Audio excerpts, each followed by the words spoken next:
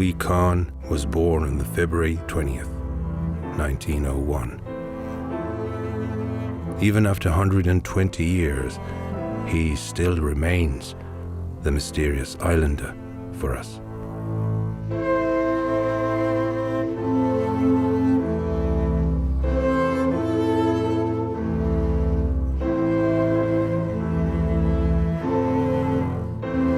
It is time to celebrate his unique and beautiful personality, so vividly expressed in his philosophy and above all, in his architecture. Come along and join our inspirational search for the desire to express. Let's go back to the beginning and find out how the missing pieces fall into place.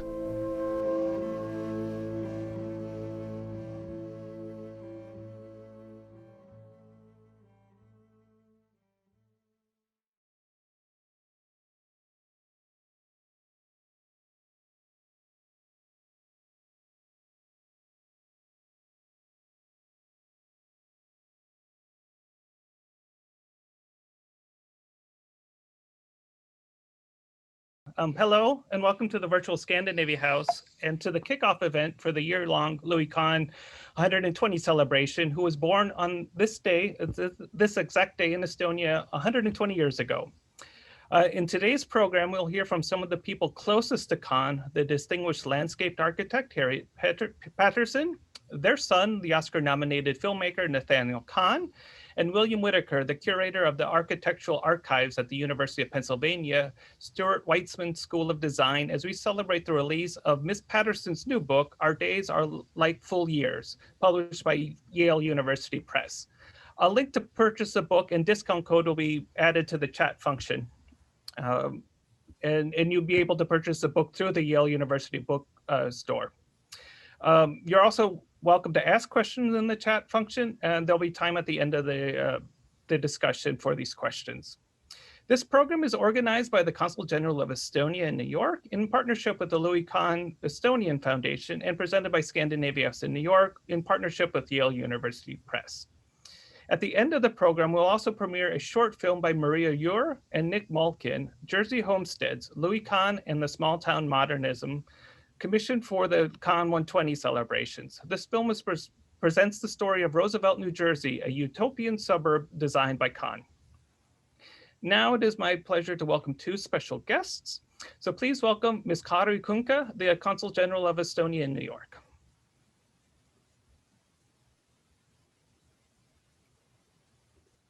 Thank you, Kyle.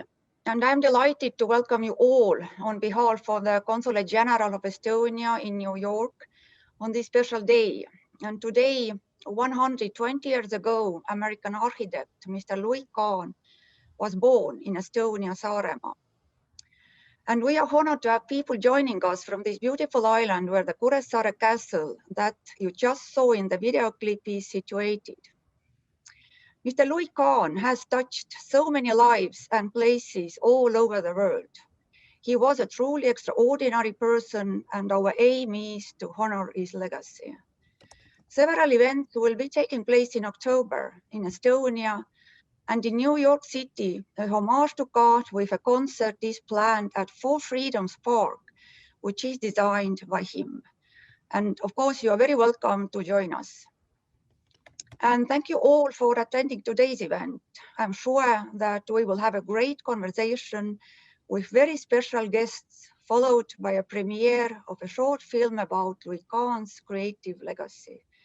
But now it is my honor to give the floor to my friend, to the Consul General of Bangladesh, Mrs. Sadia Faisonessa. And I wish you all a wonderful celebration together. Thank you. Thank you so much, my dear friend, Kyrie, and thank you all for inviting me in today's celebration. And I'm delighted to join the 120th celebration of the famous American architect, Louis Kahn. One of his legendary work is the National Assembly Building in Dhaka, Bangladesh.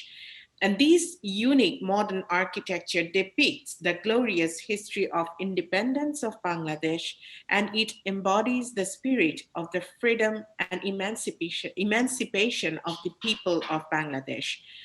The construction began in 1961 in Dedan, East Pakistan, but at that time, people of the present Bangladesh were fighting for their rights. And after the Liberation War in 1971, it is learned that Khan's vision was tremendously inspired to a new vision, and the design went from an imposing government office to a symbol of democracy, freedom, and pride for the Bengali people. I have been to that building in different occasions and for work purpose too, but I have to share my personal experience here. Whenever you are inside that building, the beautiful geometrical shape will give you a feeling that you are being watched from outside. So it's very symbolic that the parliamentarians inside are being watched by the people. It's a perfect democracy, accountable democracy. It's a wonderful work of Louis Kahn, and Bangladesh is proud to have that, our work in Dhaka. Also this year is very important for Bangladesh because we are celebrating the Golden Jubilee of our independence, as well as the birth centenary of the father of the nation, Bangabandhu Sheikh Mujibur Rahman. On this auspicious occasion, I like to share that the High Court of Bangladesh has recently passed a rule that no alteration of this original artwork should be allowed in Bangladesh, and we want to preserve this wonderful, magnificent work of Louis Kahn. I also take this opportunity to congratulate Miss Harriet Pattison for your book, the wonderful book, and I'm looking forward to read from it as some letters are written from Dhaka. I wish all of you very best, and to the close family members, congratulations, and hope that this occasion will be, this program will be a very good one, a successful one. Thank you all. Thank you very much. And now it's my pleasure to introduce today's speakers. Harriet Patterson, she's a distinguished landscape architect. She was Louis Kahn romantic partner from 1959 to 1947 and his collaborator on the landscapes of the Kimball Art Museum in Fort Worth, Texas, and the FDR Memorial for Freedoms Park in New York City. She is the mother of their son, Nathaniel Khan. Nathaniel is an award-winning filmmaker. His documentary, My Architect, about his father, Louis Kahn, was nominated for the Academy Award in 2003. Kahn has also made several films on science, including Telescope in 2015, The Dark Side of the Sun in 2016 for Discovery. He is currently at work on a feature-length documentary on the Webb Space Telescope, as well as a new screenplay, which he will direct. William Whitaker is the curator of the Architectural Archives at the University of Pennsylvania Stewart Weitzman School of Design, and he is the co-author with George Marcus of the House of Louis Kahn. So please welcome everyone. So good afternoon, everyone. I'm Bill Whitaker, and I'm going to start things off for us today. It's a great pleasure to welcome you to this celebration of Louis Kahn's 120th birthday, and to join Harriet Pattison on this virtual stage in a discussion of her book, Our Days Are Like Full Years, a memoir with letters from Louis Kahn. Louis Kahn is an architect whose work continues to inspire. His buildings, his drawing, his way of thinking through ideas and building those ideas into meaningful reality. There are many lessons to be learned and returned to there about how great works get started and about how they endure. For me, what's going on inside Kahn's mind in that space between the eye and the eyeball, as he called it, is a place I want to be. It's not an easy place to get to, mind you, or to be in. Thankfully, a new path has opened through Harriet's wonderful book. This is a substantial book, and let me hold it up for you. It's a substantial and important book on many levels. First, it offers an intensive view into Kahn's world in the last 15 years of his life, a period that many regard as the most significant in his life. If you're an architect, you think of the Richards Laboratories, the Salk Institute for Biological Studies, his work in Dhaka, which has been mentioned, but also the wonderful library at Exeter, or the Kimball Art Museum, or the Yale Center for British Art. The letters in the book alone are powerful, providing insights that will inspire scholars for years to come. But the book also does something very special, and that is to take us inside Kahn's world like nothing else that I've ever encountered. The way he thought, the insightful way he describes places and people, his expectations for himself. We share in his victories and also come to understand the pain he felt when he was disappointed with himself or the world around him. It is a very human book for that reason, and it gets at something essential in his art and thinking, and that's very special. The letters would not stand together so clearly were it not for Harriet's answers. And although her actual letters to Lou are lost, we gain important context in her vivid storytelling in the place of the letters. And so in so doing, we get to know her. And I know this was a very challenging balance to strike, but Harriet did it marvelously. So my role today, since we're gathered together here in the ether of Zoom, so to speak, is to assist Harriet to present a selection of readings from her book. She'll do the readings and I'll provide just some short lead-ins for context. We'll be taking some questions after the readings. We'll also be talking a little bit to Nathaniel at the end. So I encourage you to type your questions into the chat function and we'll get to as many as we can.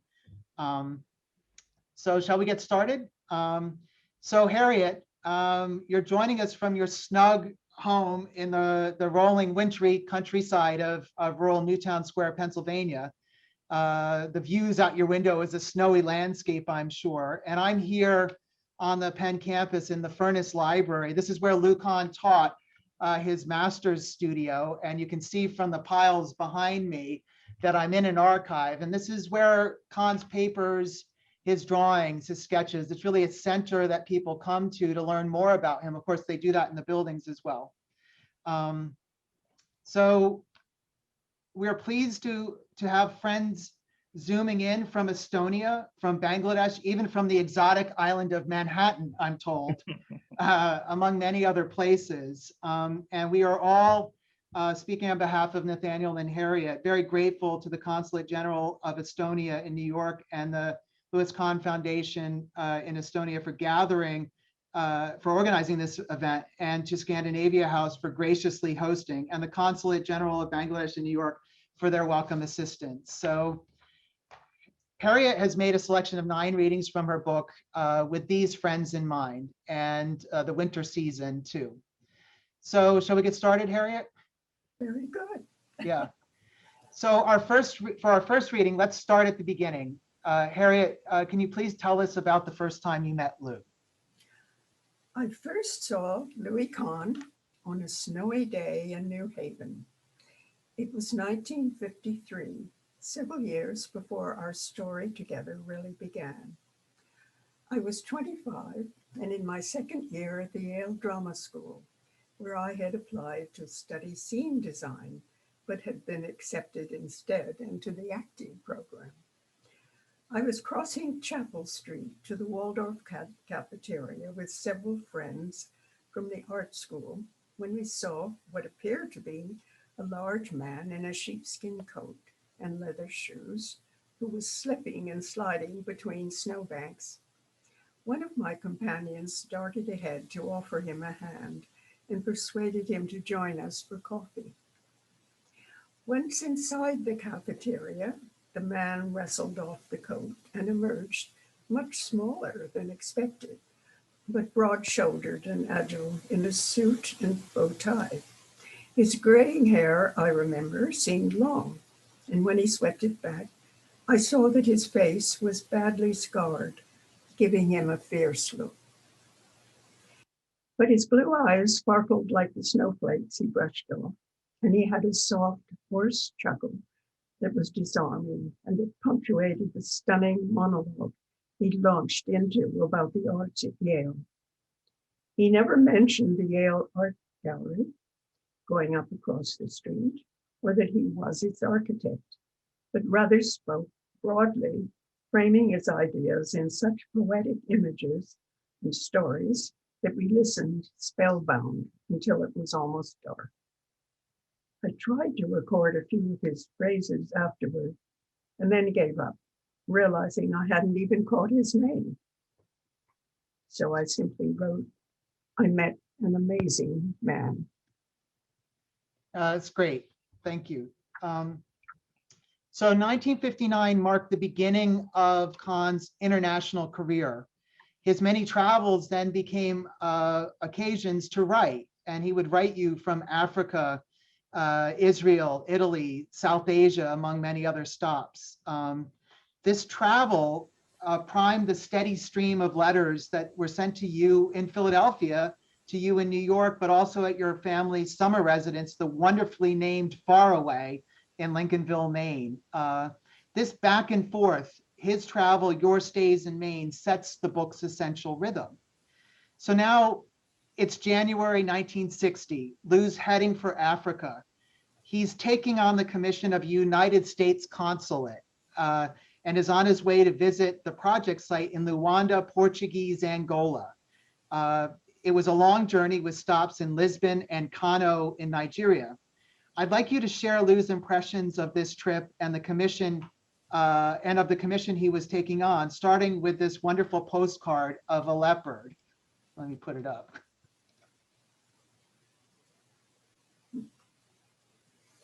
So from Luanda, Angola, Harriet, if I were but as handsome as this animal, saw nothing of real Africa. The natives in Luanda, the most interesting people. Lou. And the letter that followed. Go ahead. A week later.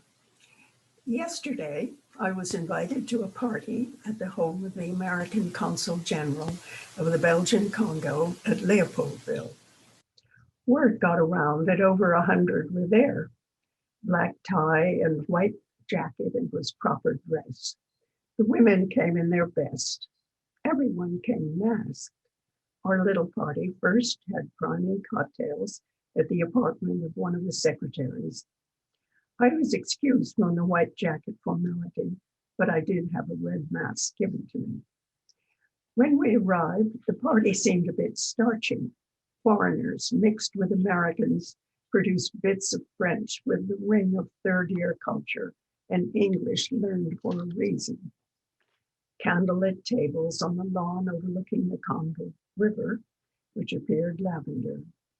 The lawn, shaded by acacias, even in the warm dark of the sky, was ink green, only yellowed by the faint glow of the candles and merry faces at the tables. On the terrace, the ha-cha-cha. The party broke up at 7 this morning. I, good me, was in bed by 2. This morning later, I was shown through the consular buildings in Leopoldville, and from there I had lunch with the consul and his wife. I saw some of the wreck of the night and morning. We then drove around the countryside to see the living ways of the people, palm and acacia forests, and the dramatic sight of the rapids of the Congo River. This may seem I saw a bit of Africa. No, from the stories I heard, I saw nothing. The first day of my arrival, Sunday a week ago, I went sailing in the Atlantic off Luanda. The days that followed were all working and entirely too much customary drinking. I stayed at the house of the consul of Luanda. In a way, the whole assignment is a tour de force. The tropics is just a different life. I am asked to build for Americans who hope to express their culture in a world of utter mystery.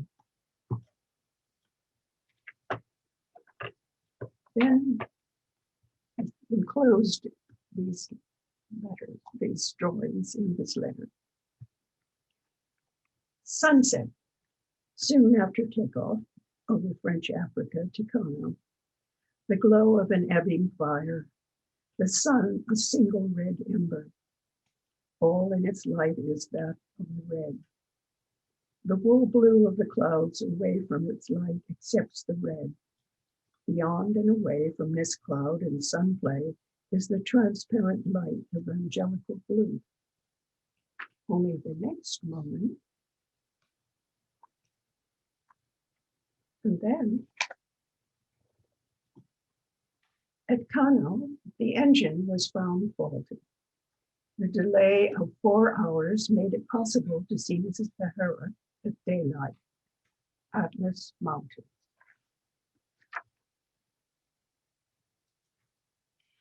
That was great. I love the little glimpse into the glamour of the Foreign Service in the 1960s.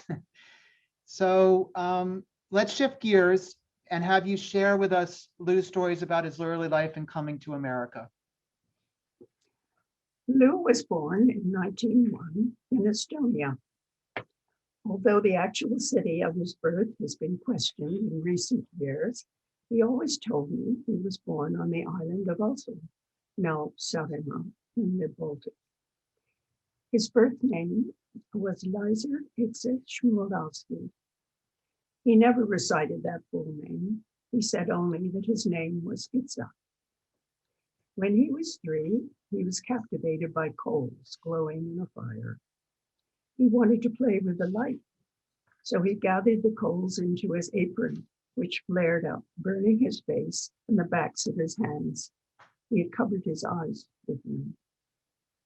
His father, Leopold, born Leib Schmolowski, a stained glass craftsman and officer's scribe in Tsar Nicholas II's Russian army, felt his disfigured boy would be better off if he died. But his mother, Bertha, born Viola Mendelssohn, was convinced that his scars would make him stronger and that he would grow up to be a great man.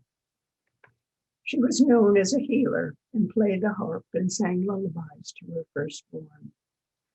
Those plaintive melodies hummed by Lou still linger in my ear, together with the stories of his early years. He spoke of a castle on the island and of seeing Cossacks in the streets, quote, carving of Jews, unquote. He told of a boat trip to America when he was 5, and that his drawings had so impressed the captain that he gave Lou's mother, little sister Sarah, and baby brother Oscar oranges and moved them up from steerage into a better cabin. Leopold, who had come to America first and adopted the name Kahn, met them at the port of Philadelphia in 1906, and young Itzhak started a new life as Louis Isidore Kahn, an American boy. Great. Let you take a sip of water. So for our next reading, we shift to February 1963. Kahn is traveling to the site of his newest project, a legislative capital complex to be located in Dhaka, Bangladesh. He made a stopover in Rome and stayed at the American Academy for a few nights, perhaps to steel himself for the work ahead by visiting an ancient capital on his way to designing a new world capital. We pick up mid-letter after Lou has landed in Dhaka. This site is a no man's land, completely without distinction. Not a contour, a cluster of trees, not a distant landmark. I was driven around in a Jeep, crisscrossing the site, and all the time thinking of what can make it worthy of the thoughts I had before I saw it. Then at lunch, it dawned on me to include in the assembly group a mosque.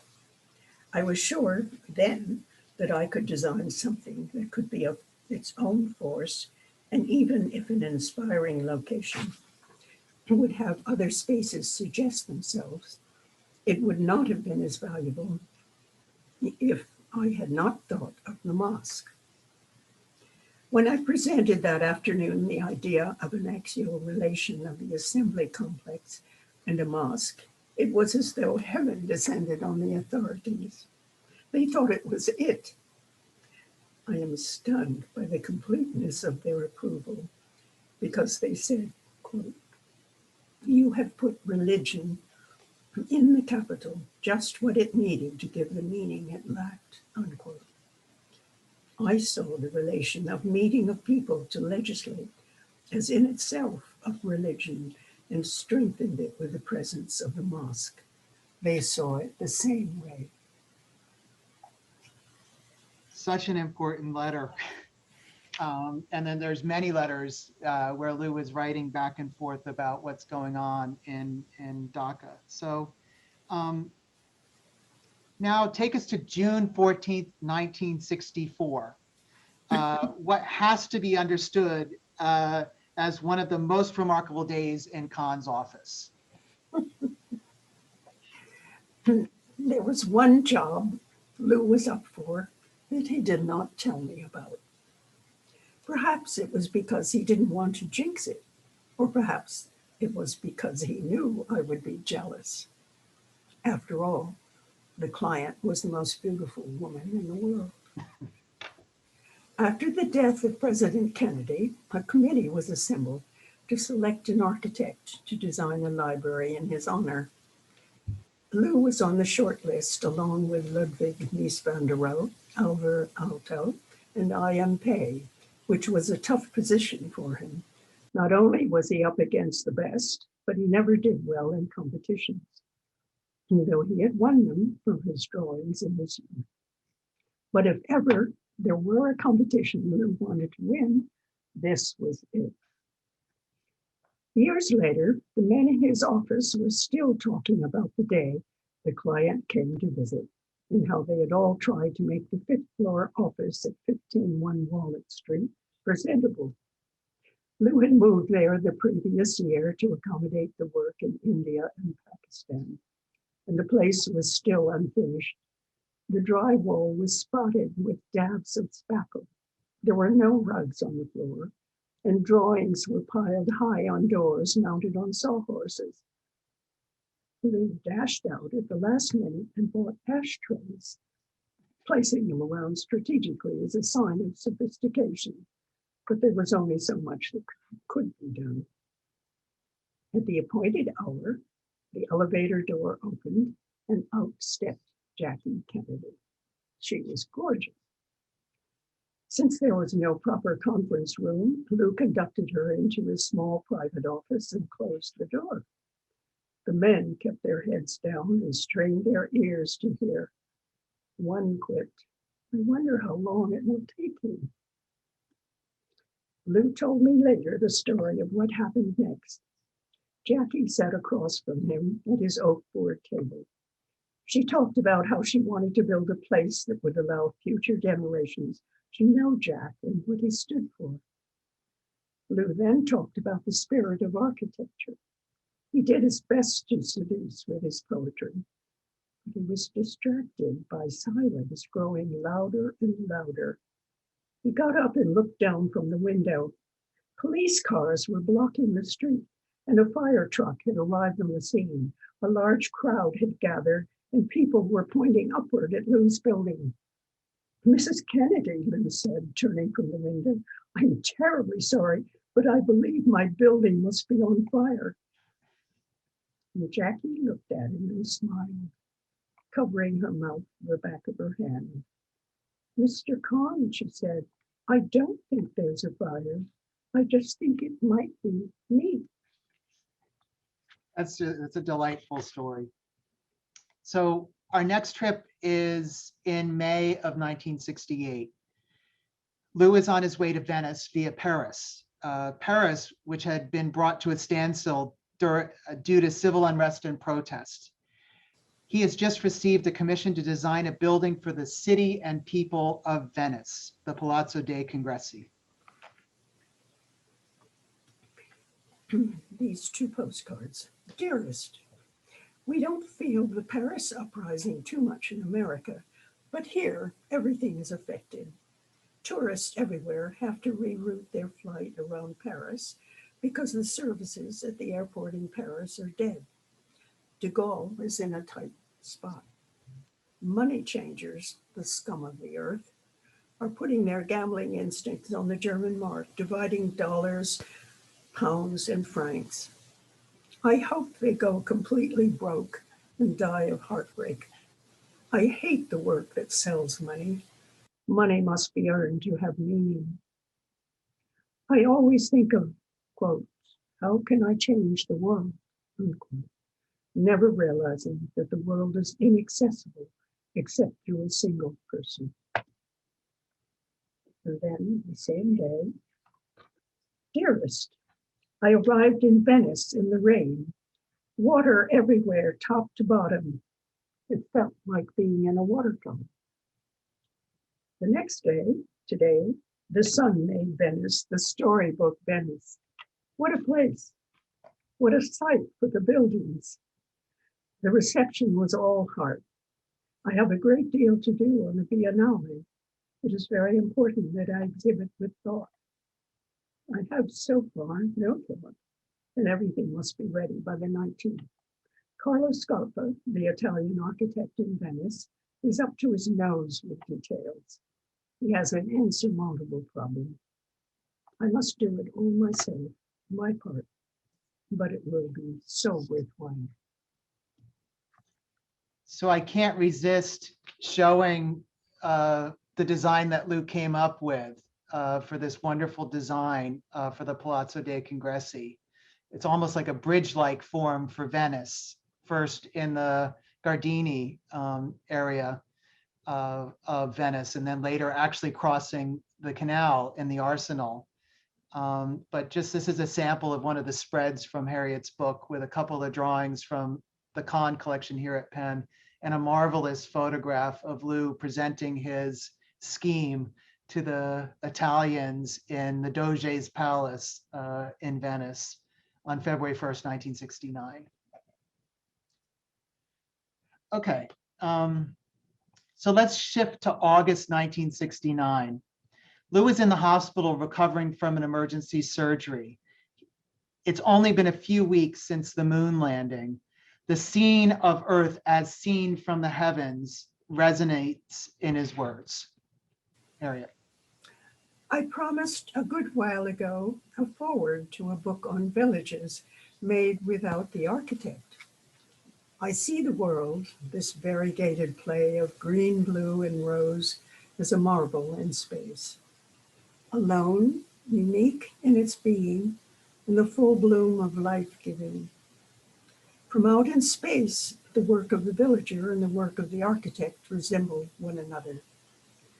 Mars impressed me because its atmosphere is barely detectable, which tells me that many millions of years from now, it will have a richness of life, life-giving ingredients shaped into being different from that in our Earth, and hopefully of such attitudes that their expressions have more reverence for the wonderful privilege to be alive. As I looked through my hospital window, the drabness of man's work is more depressing than the deepest pain. I remember Aline Saarinen replaying the words of Eero, who got up for a moment to look outside of his hospital window. Quote, when I get well, I am going to change this whole mess, redesign everything. Unquote. It seems so disgraceful the way we are cutting up the world with works motivated by money changers. How pure really are the villages made by craftsmen with great desires and eager fingers holding only the simplest of tools. How unpure are the architects whose desire are beclouded by the know-how of technology away from the hand akin to desire. Such a beautiful passage. Of course, Eero Saarinen is the great Finnish-born architect who died tragically in 1961, only 51 years old. So by 1972, Harriet had started to work more closely with Lou, assisting with site planning and landscape design, helping in the conception of a pair of houses for the Corman and Honickman families, and perhaps most importantly, on the Kimball Art Museum in Fort Worth, Texas. It's now February 1973, February 20th to be exact, and Lou walks into the drafting room. What happens next? February 20th was Lou's 72nd birthday.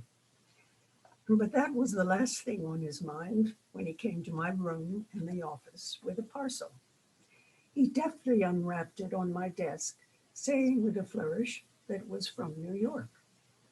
The parcel contained site information from the state's Urban Development Corporation, the UDC, for a stunning new project, a memorial to Franklin Delano Roosevelt.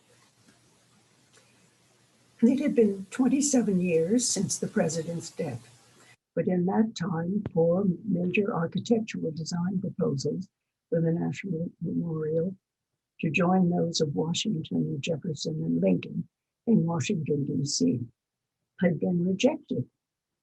These successive defeats rallied a group of FDR relatives and supporters, including kingmaker William Whitaker and architect Philip Johnson, to seek an end-run alternative. Partnering with New York officials, they proposed a state memorial for its world-renowned resident and one-time governor on a prominent site to be designed in a unanimous choice by architect Louis Kahn. There was no one better prepared in heart and mind for this commission, which Lou regarded as the greatest honor of his career. Roosevelt was Lou's lifelong political hero for his bold defending of immigrants, for his New Deal programs, which had given Lou work designing housing during the Great Depression, even for his championing of public works and aspects of civic well-being, which had greatly inspired Lou's ultimate artistic focus on building, quote, the institutions of man, unquote. Lou was ready for this long overdue call to create a unique American memorial. He unfolded the topographic drawings and spread out a pack of photographs like a winning hand at cards, eager to share with me what he knew of the site on the southern tip of New York's Welfare Island in the East River, midway between the crowded shorelines of Manhattan and Queens. The site was a bare peninsula of rocky spoil, excavated from the digging of the subway tunnel beneath the river, and offered a prime opportunity for cooperation between architecture and landscape. Lou made it clear that we would do this one together from the beginning. Suddenly, I realized the gravity of the challenge, that I would participate in a historic moment, engaging not only my professional abilities, but also my memories and feelings for the public figure who had informed my life more than any other. So I think many in the audience know that the Roosevelt Memorial, the garden and the room that you and Lou worked so closely together on, sat idle as a design for almost 40 years. Through the remarkable effort of a group of supporters, the memorial was built and opened to the public in 2012. I don't think any of us expected this to happen, but it did. For your last reading, I'd like you to turn to page 420. Take us through the last pages of the book, the story of seeing the FDR Memorial for the first time, and your parting thoughts to your readers. The cable car lands softly, and I disembark, heading with the crowd to the southern tip of Roosevelt Island. It's now Roosevelt Island. I passed the 19th century ruin of the smallpox hospital, which we had hoped to repurpose to provide services for visitors, and enter the precinct of the memorial itself. There are the beech trees that we had added as placeholders, hoping eventually to reinstate the entry grove. And there are the great granite stairs, 100 feet wide, rising before me. I climb them with great anticipation, and although I know what to expect, I am surprised all the same by the green that opens before me, flanked by alleys of low trees. The green is filled now with people celebrating this remarkable achievement. And the ceremony that unfolds is beautifully orchestrated with speeches and clapping. I am thrilled and surprised to be acknowledged before that crowd as Lou's landscape architect on the project. My great longing was to live a life in art, and with Lou's help, I had found a way to do it.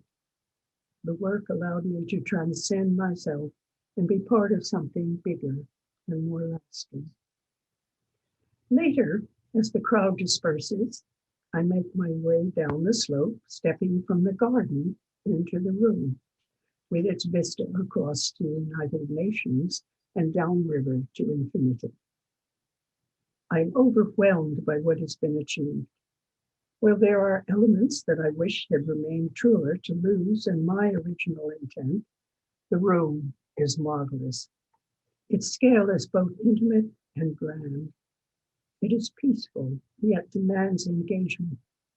It stands with timeless solidity, rendering all the rooms in the skyscrapers of Manhattan across the river somehow insignificant. With its great granite blocks vibrating next to each other, 1 inch apart, it is a physical embodiment of Lou's mythic moment, quote, when the walls parted and the column became, unquote. Lou spoke of beginnings and how he loved them above all else. The room, he said, was the beginning of architecture. And so it was. I had come not to the end of something, but to the beginning. I still have a key to the post office box in Rockport, Maine, where for every summer for years, I received my mail, including so many letters from Lou. I cannot forget how those letters gave substance and flow to the richest 15 years of my life. And I'm not surprised that my heart still leaps when I open the box with that same excitement of long ago, when there, waiting for me, would be an envelope in Lou's inimitable hand.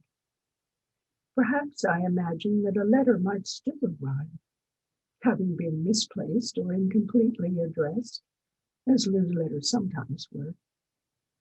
It is not so fantastical, the missing address, for the place Lou wrote to did not really exist. It was a place we created together in our minds. The shadows lengthen across Indian Island, and the sea is calm, with small waves beckoning to the shore. This is where I end my story. Lou's letters to me and mine to him, which may still survive somewhere, were constructing a future for us. One that, while not destined to happen, was yet full of expectation and belief. That place somehow remains, even as a ruin, in the light of a distant time. That was beautiful. Thank you, Harriet. Please. Thank you. So I'd like to bring Nathaniel in, who's been waiting patiently up in beautiful quarters in Maine, with the wonderful light of Maine. And just, get him to speak a little bit on this idea that, you've seen a lot of books written about your father, and a lot of people talk about your father. They're inspired by him, they engage with him, they talk about him, they live with his buildings, abuse his buildings. So I want you to talk a little bit about what's special about this book, right? I mean, I know it's written by your mother, and that you're, you've invested a lot of your time in making it a good book, a powerful book. But what does it mean to you? What's important about this book for you? Well, I guess the most special thing about it is that it's done. So I'm extremely happy about that. And I think all of us who helped you, Mom, work on it are very glad it's done. And that includes wonderful friends who helped us, and also a great designer who is Swedish descent, Laura Lindgren. I don't know if she's joined us today, but did such a beautiful job, and Yale Press did such an incredible job publishing it. So just to have it done is marvelous. But you know, you were very persistent, Mom. You had a certain book you wanted to make, and I hope you feel that you did make it. I feel you did. And I don't know, I guess that there's several things that are special about it for me. I mean, I guess I remember after making My Architect, I don't know if you recall this event, but we showed the film at Lincoln Center for the first time in front of a lot of people, and you were in the audience, Mom. You were in the audience too, Bill. And afterwards, it was clear that the film had a good reception. It was very exciting, and we were doing a Q&A on the stage, and someone asked me, you know, what does your mother think of the movie? And I said, I have no idea. She's sitting out there, you know. So Mom stood up and people clapped for you, I think. And so at that moment, you know, you liked the movie plenty, but I hope you still like the movie. But I do remember that afterwards you did say to me that, you know, maybe I hadn't shown enough of what your relationship was like. And that's, of course, true. The film could only do so much. And I only knew so much, being, you know, a child as well. So I think maybe at that moment, I believe it was then that I said, you know, you should just write a book. You should do a book. And that was some number of years ago. And here we are, and you worked on it for a long time. But I guess a long way around to answer the question is, I think what I love about the book so much is that I feel like it brings my father's voice back. It brings Lou's voice back into the world.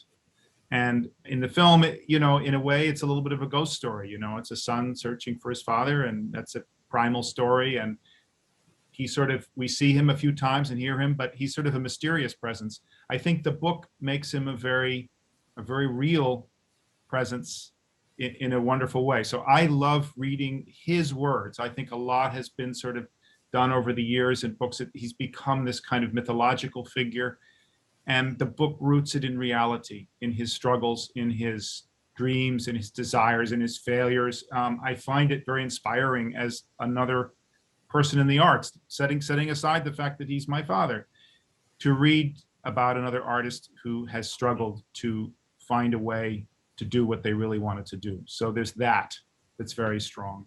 And then I'm just glad that you told your story, Mom. I mean, you know, the way that I grew up, I mean, you know, not to people who've seen the movie know some of this, we were, you know, you were sort of a hidden person and sort of in the shadows, you know, as was I.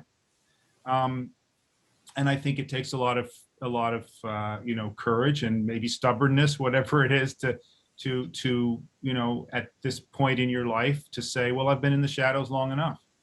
So I think that I'm really proud of you for doing that, for wanting to come out of the dark and say who you are and show us who you are. And I remember, I mean, Bill and I told you plenty of times, you have to write about yourself, you know, and you didn't want to do that. But when you finally did, there's a lot to share there. So you've done that. I'm really glad. And I think the book also portrays a kind of era when women didn't have the pathways to and we still have a long way to go, you know, in so many ways, but the pathways weren't there for women who wanted to enter in many fields, but certainly design fields. It was tough. And you found your way into it through a sort of unusual manner, but you found your way into it and you led a life as a landscape architect. So there's that in the book too. And I hope that people can read it now and take some inspiration from that, because there are always new challenges and there are plenty of impediments to finding your way in the arts. Anyway, so those are some of the things I love about it. And then, I mean, I guess I'd say the other thing that helps just on a personal level, I like the way the book is organized by year. So there is a very strong chronology to it that I find that I can sort of locate myself and my own memories within it. So it has sort of for me personally, it has kind of a memory quality, a memory box. I can open it and place myself within it. And maybe others will also find that, because there are world events that intersect with it.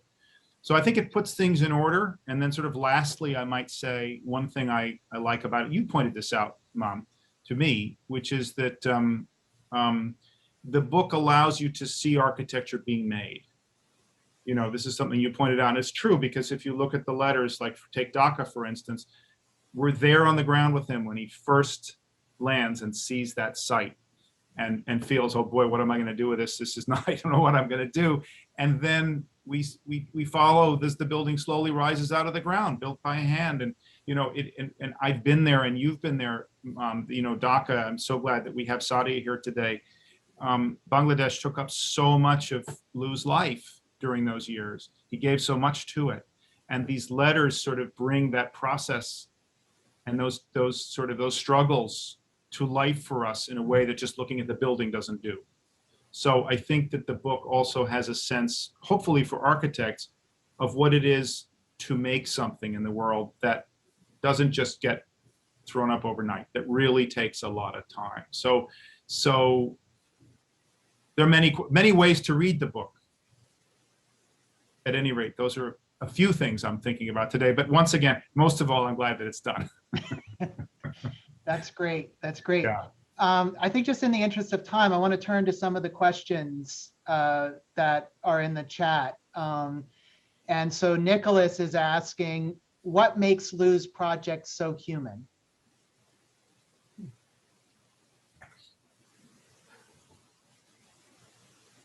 That's a question for you, Harriet. Oh, no. Just, Lou never forgot the individual and the people who would experience his works. He was very conscious of every individual from whatever part of the world they came from. And he just wanted to speak directly to individuals, to people, and to make buildings for everyone, and in every generation.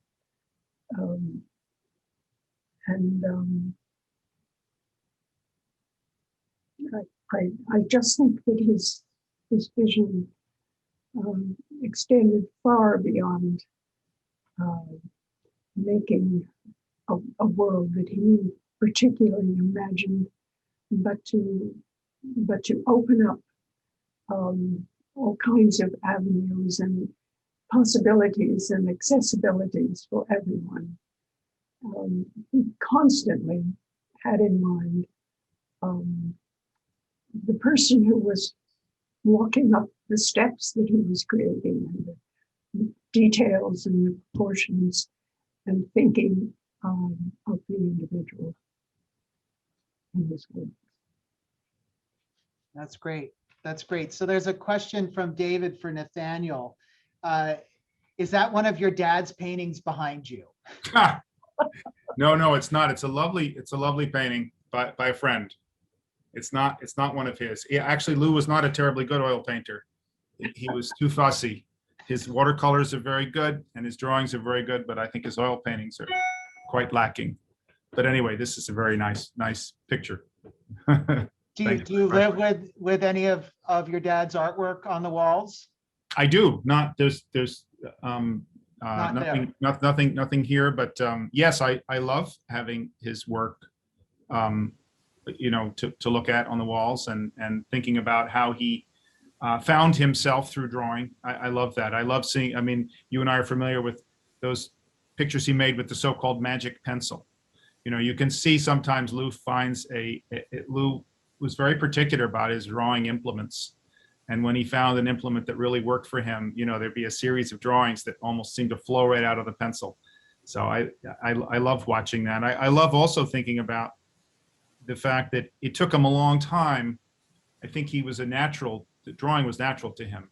He was a person who drew. That was like from ground zero. And Mom, you had that comment in the book that when he was 3 years old coming to America, he drew pictures for the captain and, coming from Estonia, and they were in the lowest of the lowest steerage. I mean, I remember his stories about basically seeing the propeller, spinning behind his head, as the boat went along, and they had water coming in and rats and all that. And the captain liked the pictures and moved him up, and his family, to his mother and sister and brother, to a better cabin. So art was always his ticket.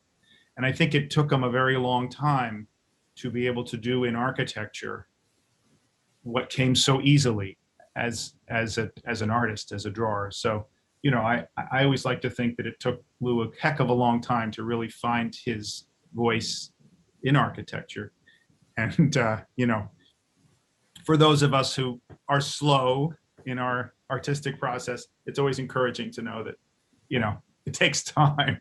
So when I see the drawings, I think, oh yeah, that was easy for you. But the rest of it was hard. It was harder and took longer. So I see that in the drawings too. So Edward is asking about the reasons why people are paying attention to Lou and his work. What is it about his life and work that resonates today? I would say it's beautifully built. You go ahead, Bill. And for someone who uses his work, his drawings, uses the archive here to teach with, you recognize that thoughtful process, the thoughtful making of something was not something Lou took for granted. It's something he forced himself and his students and those around him to slow down, to think about things and think about what is fundamental about what we do in working together, living together, in celebrating art and the making of things. And there's so many lessons to be learned there that I think continue to be inspiring. And the buildings hold up, just the way that sense of humanity that Harriet was talking about in the first question. There's this wonderful awareness that he has, that he makes himself go there and understand the experience of individual people and imagine it and incorporated it into his creative process. He's not imposing his vision, and I know it's difficult to think about because you associate geometry and austerity and other aspects to Lou's work, and those qualities are there. There's a way of disciplining and making the qualities, the human qualities of the everyday that he's searching out, more transcendent and timeless in their aspect. But it's amazing that he's able to do that and to grip people. And there's a favorite story from Mrs. Fisher, one of the house owners and clients, where the neighbors and everybody who watched this house being built, which took 7 years to design and build, which is really rather impossible thing to ask of your clients, but they endured, and they really felt that they were a part of something. And so when they moved in, there were still those friends and neighbors who were dubious of this whole occasion. And Mrs. Fisher learned to be patient and just wait. And she would see something in a change of expression, where something about the house, the way the light shifted, the way it hit the raw plaster walls or the stonework, or just, the gathering together around that wonderful fireplace in the window seat, that got someone, right? And she saw it, she could see it happen, and she waited for it. She lived with it every day, but she also knew this was not something that everybody experienced in their engagement with architecture. And I think Lou hoped in his way that he could reach everybody in that way. And that's a tremendous gift to all of us who engage with his work and his buildings. So I like that comment about hope. And since we have Sadia here, and this is such an important year for Bangladesh, being the anniversary of the beginning of the country in 1971, and after a brutal, terrible war in 1970. And there's a story that I'm reminded of then. And the question really is what is it about Lou's work now that matters? And I think you hit upon it, Bill, this idea that really he did want to serve people. And Harriet, you hit that too, that somehow serving humanity, trying to make spaces that would inspire people to do their best, not just individually, but collectively too. And I think about he took that project in Dhaka so enormously seriously in every way, in spite of all the difficulties of no contracts and difficulties with payment and all, all kinds of things that put him under in so many ways. And during the war, there were no communications from Dhaka whatsoever. But Lou kept working on the project, and people would come in the office. I mean, people who, Mom, you remember some of these people like, well, some of his right-hand people who would say, what are you doing? We're not getting paid for this. You got to work on something else. And Lou said, no, I have to keep working on this project.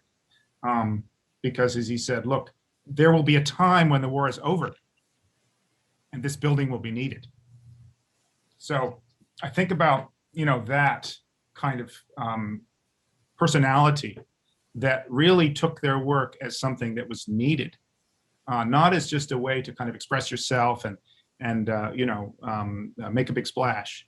But I mean, sure, Lou had an ego too, artistic people do, but his sense was that he wanted to create a building that would work for the country and that would work as a seat of democracy.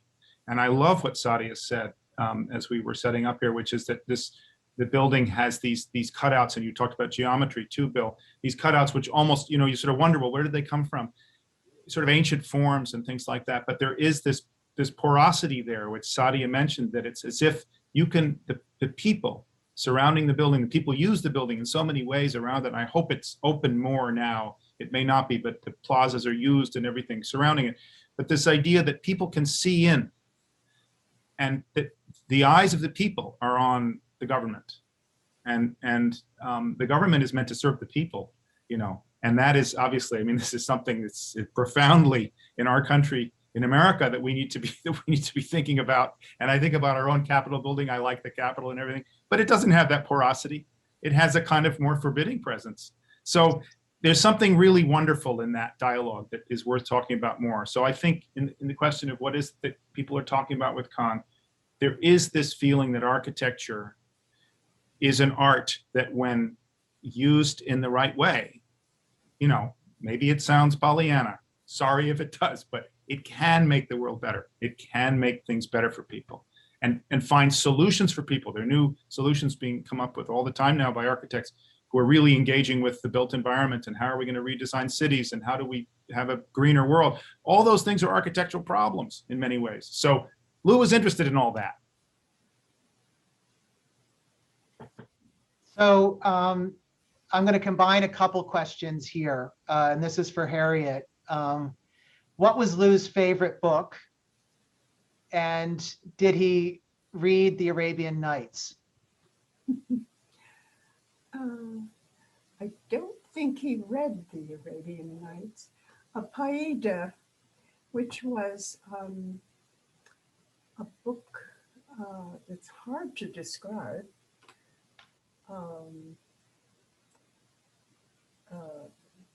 influenced him very much.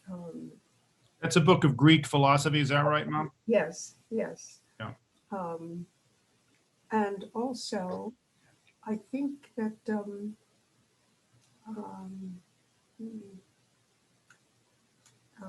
Faust, I think that I'm trying to think Goethe's Faust influenced him. And specific books, it's hard to say, but what do you suggest? I mean, he looked at books more than he read them. I mean, he did, as I recall, there was a question of the Arabian Nights. I think that might be the Nubras who was interested in this idea of the Arabian Nights. He was interested in stories and fairy tales, and the Arabian Nights was something that, intrigued him, as did the stories of the King Arthur books, for instance, that he got for me. The books of, he had this kind of chivalric ideal also, this idea of wanting to be a knight, wanting to be a good knight for architecture. A quest was important to him.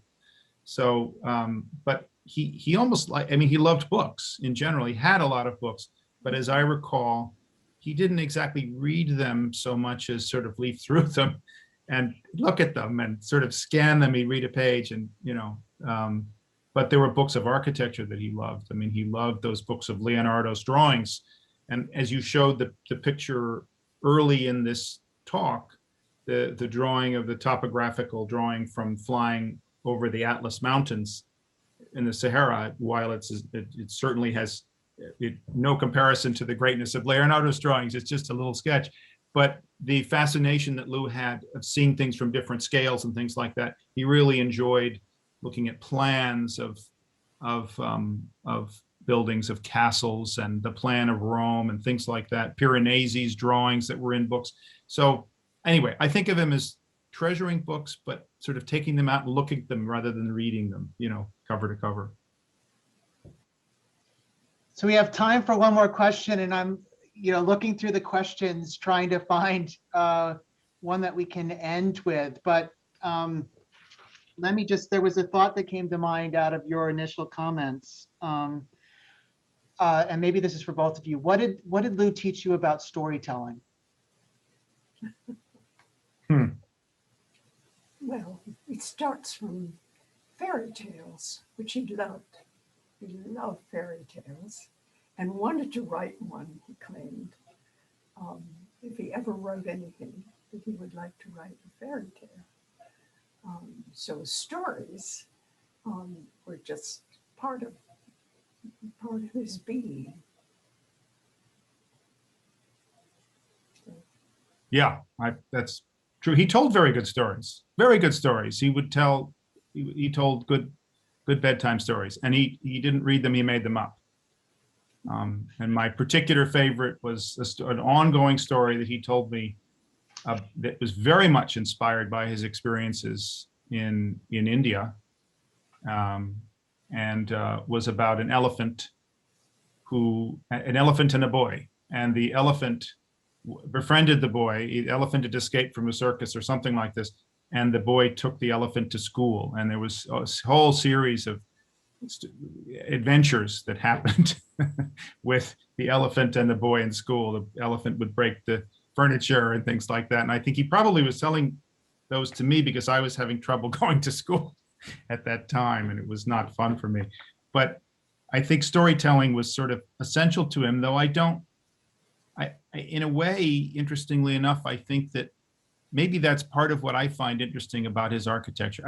Any really sort of architecture any great architecture, I think, when you enter it, for me anyway, I always feel like there's a story that wants to come out of it. I feel like it's inspiring some kind, it's setting the stage, maybe. It's setting the scene for events that might unfold between people.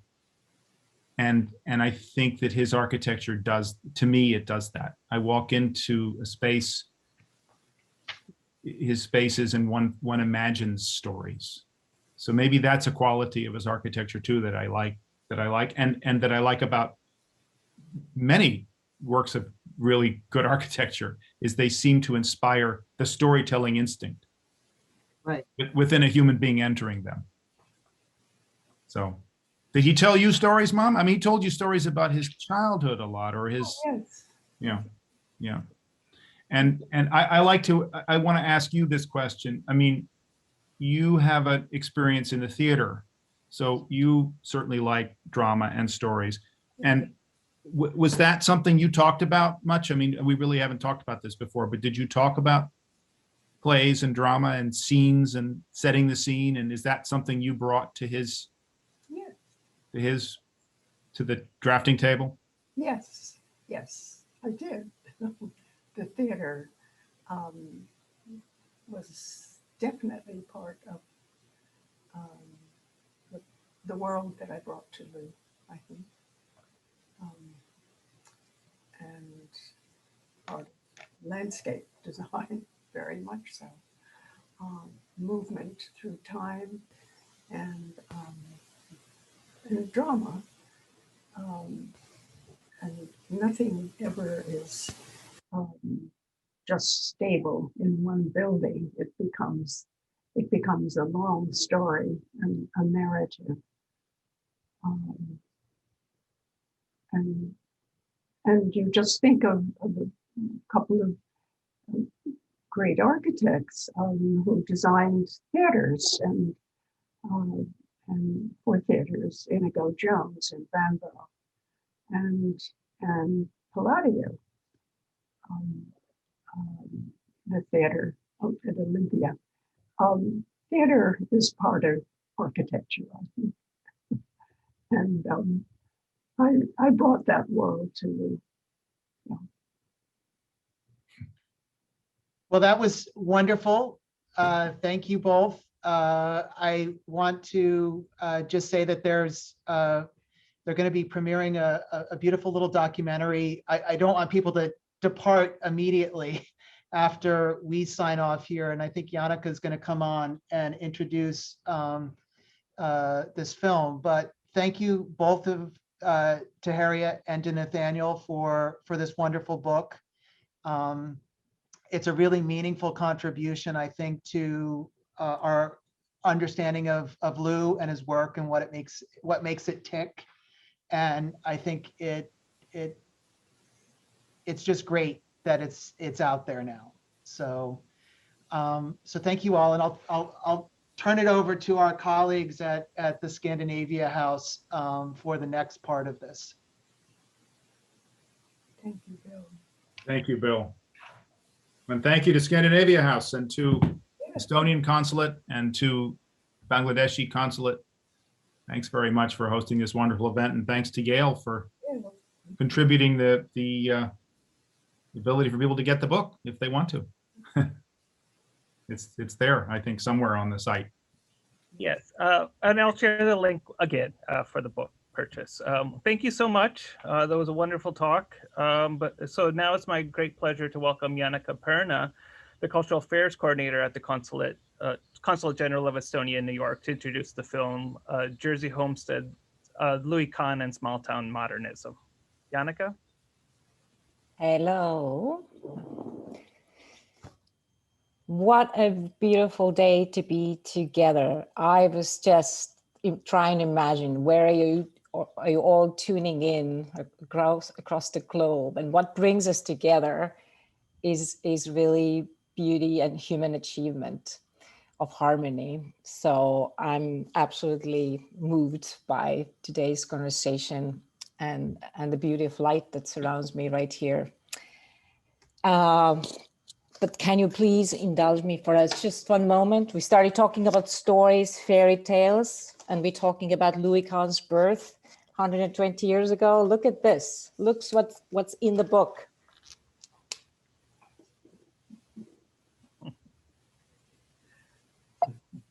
These are imaginary animals Lou draw on napkins for Nathaniel. And I can't read the names of them. There's even names of them. I can't either. He made them up. They're crazy names. I can't read them either. These are great. So another reason to be leafing through this book. And I'm also leafing through it for months already, instead of reading every word. But now, to close off today's celebration, we're going to see a very short film. It's a little bit more than, I think, 7 minutes, made specially for today. It's never been seen in the world before. And as we had a very interesting year, all of us globally. I've had last summer, I couldn't travel to Estonia as I usually do. And there were other Estonians who couldn't go to their home countries to the north. So we were hanging around in upstate New York with Maria Juur and Nick Malkin around fire, socially distanced, and talking about sculpture, architecture, life. And then the story came up about Maria Juur and her husband. And the husband was born and grew up in Roosevelt, New Jersey. Do you know this place? Why are we talking about this today? You'll see this in the film. But all I say is that it is a little COVID capsule, because when I suggested to make a film about the story, both of them, Maria and Nick, when they started actually making the film, they got sick. So this film is made them both having COVID and making appointments with William Whitaker to interview, but then they couldn't meet because they got sick. So this is just a little bit of it. But so please enjoy this film called Jersey Homesteads, Louis Kahn and the Small Town Modernism.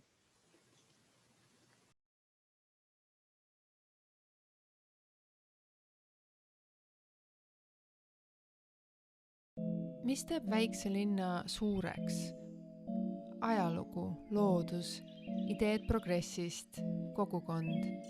Mida saame arhitektuuri kaudu nende kohta õppida? Kui mu tulevane abikaasa mainis, et ta kodukoht 800 elanikuga linnake asub tunni aja kaugusel nii New Yorgist kui Philadelphiast, siis mäletan, et ma tundsin kerget pettumust, sest eks ole neid väikelinnasid juba üksjagu nähtud ka. Ent eneselegi ootamatult avastasin New Jersey rohelises südames oma uue lemmikkoha. Koha, millel on ootamatu side ka minu kodu Eestiga. Tagasihoidlikust Louis Kahni poolt kavandatud majast ja linnakesest sai ka minu teine kodu, kodukoht uue ning vana maailma piiril. Growing up in Roosevelt was sort of the Norman Rockwell ideal of small-town Americana. As kids, we would spend the summers playing in the woods and down by the creek, catching frogs and that sort of thing. In the winter, everyone would drag their sleds up and down the hill after a heavy snow. It might seem strange to be able to carve out this quaint rural existence when you're less than an hour away from two major cities, but somehow Roosevelt has always maintained that. I've lived in Roosevelt for 46 years this month. Roosevelt is the only town that has national and state historic designation. We're on the Registry of Historic Places. There are no businesses here.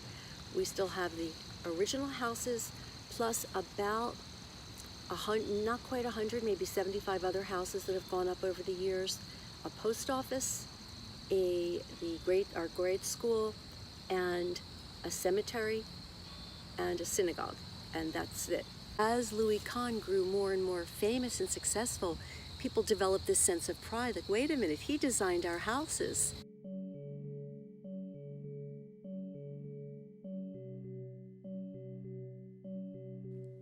Roosevelt, formerly known as the Jersey Homesteads, was created as part of President Franklin Delano Roosevelt's New Deal program to break out of the Great Depression of the 1930s.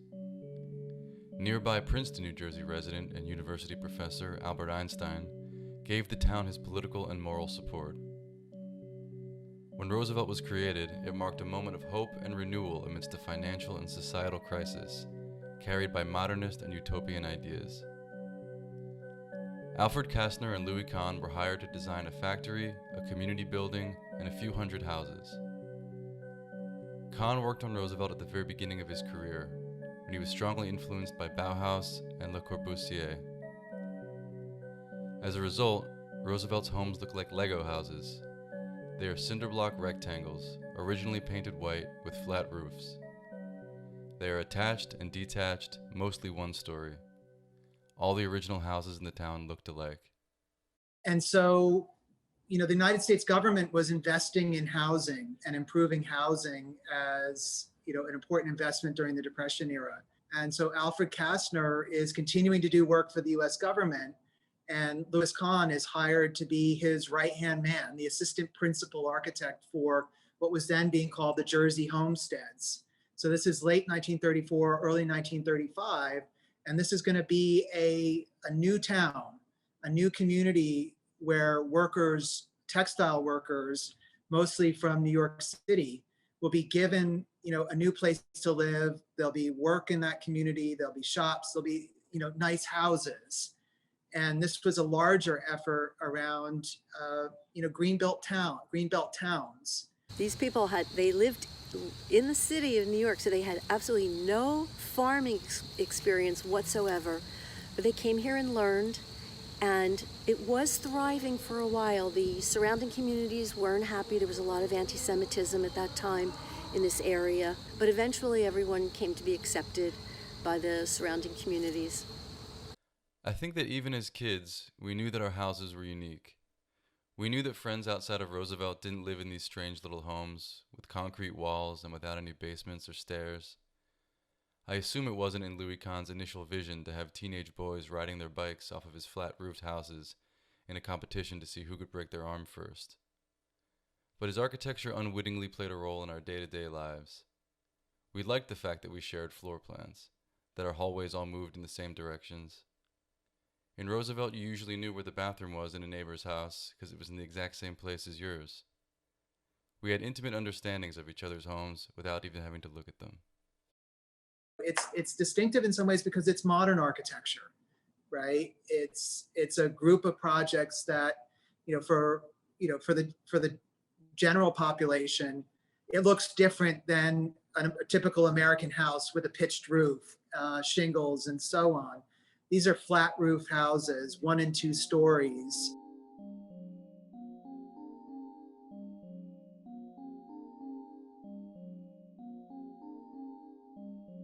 Tänavu, aastal 2021, Louis Kahni 120. sünniaastapäeval on taaskord põhjust mõelda selle ühe 20. sajandi olulisima Ameerika arhitekti elu ja loomingu peale.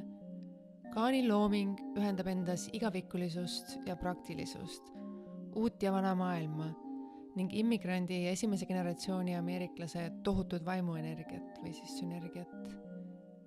Eestlaste jaoks on oluline mõelda Louis Kahnist eeskätt kui Eesti arhitektist. Ja tundub, et üha rohkem mõtlevad temast nii ka teised.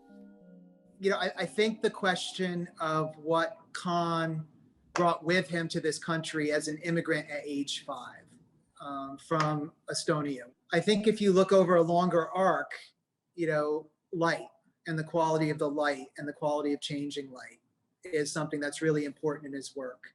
And, Northern Europe, Scandinavia, the Baltic countries, being next to the water and being in relationship to the water. Can you draw a specific line from point A to point B? You could, but I think that maybe limits this larger idea of the places where we're born, the places we grow up, who our parents are, the sense of community and belonging or not belonging, are all things that contribute to the development of an individual. So Kahn is a very complicated individual. He's got many layers to him, and that's part of why we keep coming back to him.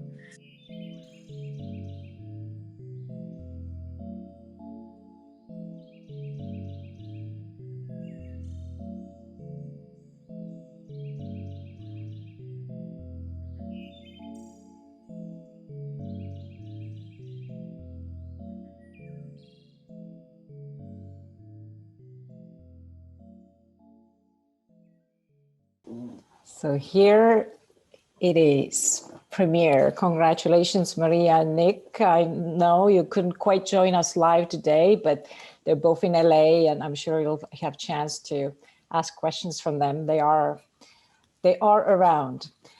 But to close off today's celebration, I just wanted to remind you that everyone can come and visit. In October, we'll have the second Kahn days at the birth town Kuressaare in Saaremaa Island in Estonia.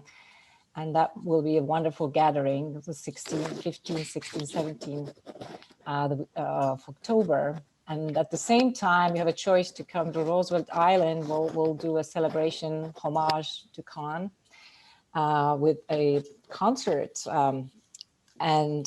So there's many, many options, but let us celebrate. It's a very special day. And thank you so much, Harriet, sharing your story, figuring out a lot of things and letting us to be part of it. So I hope you'll find your way to the Yale bookstore online and also be the lucky ones to have the book. Thank you. And thank you for joining us from around the globe. The video will be made available on Scandinavia House website if you later want to watch it again or share with anyone. And also louiskahn.org is the place where you'll find some of the events that will take place this year in celebration to Louis Kahn 120. So the website louiskahn.org. Thank you also, Bill. Thank you, Nathaniel. Let us go into the light together.